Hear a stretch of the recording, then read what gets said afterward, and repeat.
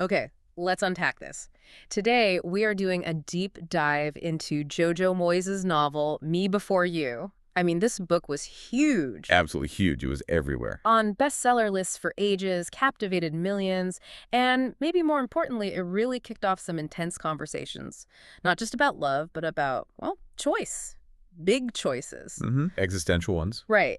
So our mission today is kind of to explore that duality. Because you can't just read it as a straightforward romance, can you? Not at all. Embedded right there in this really touching connection between these two people is this very serious look at human autonomy. It puts the sort of promise of love right up against the really difficult question of the right to choose death. Yeah, it doesn't shy away from it. And Jojo Moyes, she's known for tackling these sensitive things with a lot of heart. An English journalist, novelist, her focus often seems to be on, like, finding hope or love, even when things look pretty dark. And she's good at it.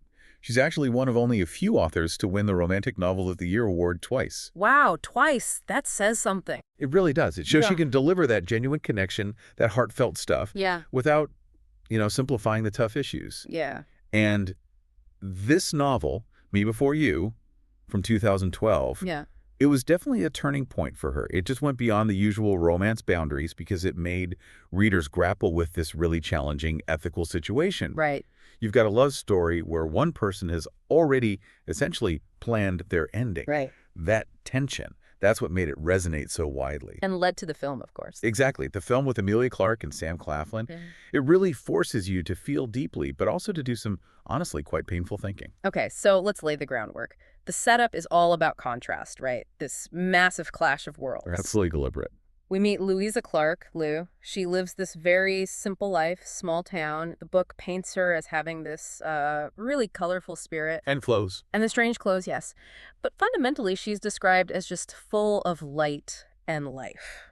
And crucially, she's just lost her job at a local cafe. That's the catalyst. And then there's Will Traynor. You have to understand his past to get his present. Completely. He was this wealthy, charismatic guy. His life before the accident was just full. Adventure, sports, travel, excitement, love. He genuinely had everything. But the now is just devastating. An accident leaves him paralyzed. Neck down, wheelchair. And the sources really emphasize it's not just the physical limitation. He's isolated, he's bitter, his environment feels cold. He's completely lost hope. All that vibrancy gone. Yeah. Replaced by silence, darkness. It's stark. So you have this girl, full of light, hired basically to cheer up the man who feels his own light has gone out for good. And Louisa takes the job as a caregiver, but she doesn't initially know the full picture, does she? Especially not about his final decision. No, she's unaware of that huge underlying factor at first. And those early days are rough, like really cold. Will pushes back hard against her attempts to be cheerful. He wants to be left alone. He doesn't want closeness. And Louisa is just not equipped for this world, this complex reality of severe disability. It's totally alien to her. But, slowly, something starts to shift. The chemistry kind of pushes through the difficult circumstances. Yeah, it becomes more than just caregiving. It develops into this really deep, very human, and definitely romantic bond. It does.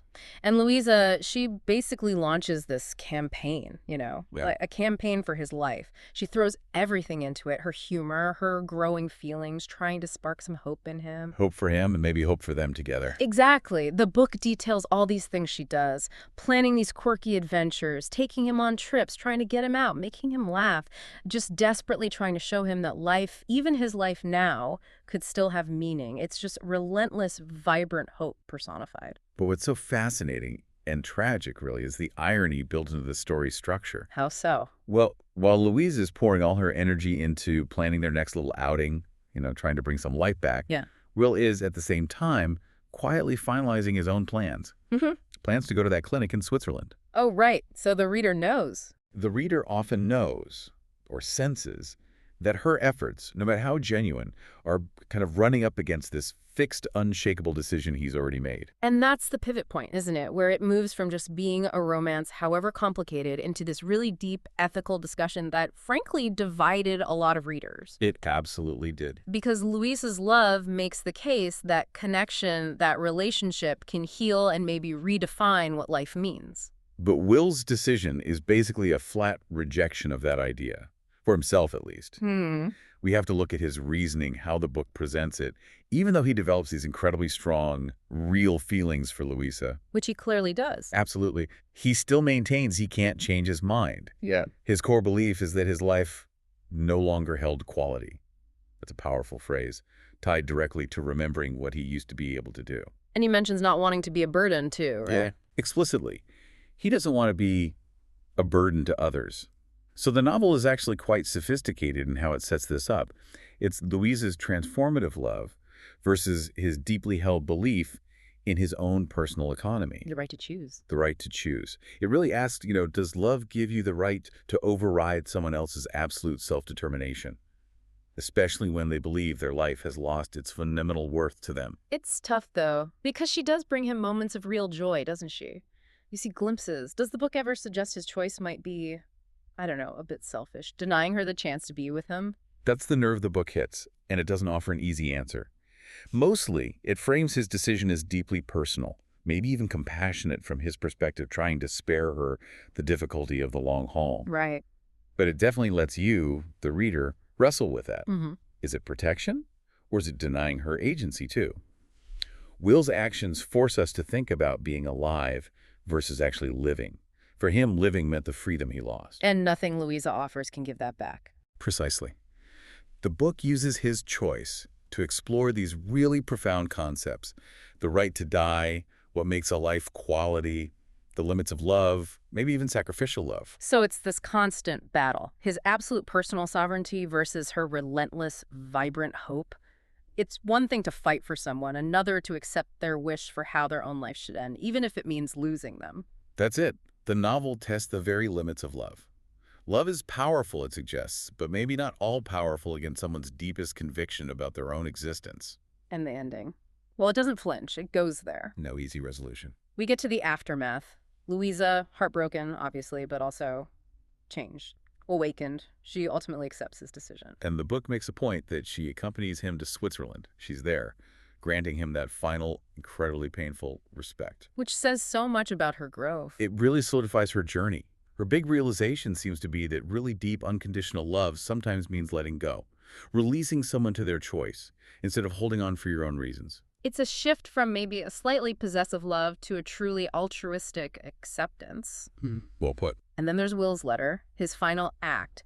It pivots everything away from his ending and towards her beginning, doesn't it? Absolutely. He leaves her very specific instructions. And the money. Right. The money. Encouraging her to live, travel, learn, and find herself. All the things he loved, the things he wanted for her. It's his legacy. It's like he engineered her awakening. His final choice wasn't just about his own autonomy. It was about actively pushing her towards her own independence. Preventing her from just slipping back into that small life she had before. Exactly. He gave her the means, and maybe the permission, to become the person he saw she could be. Which makes her final transformation so powerful. She takes the money, she goes to Paris. She's not the same girl anymore. Not limited by her town or her old fears. No, the analysis really shows she moves from being sort of dependent on her circumstances to being this woman with, yes, a wounded heart, but an awakened one.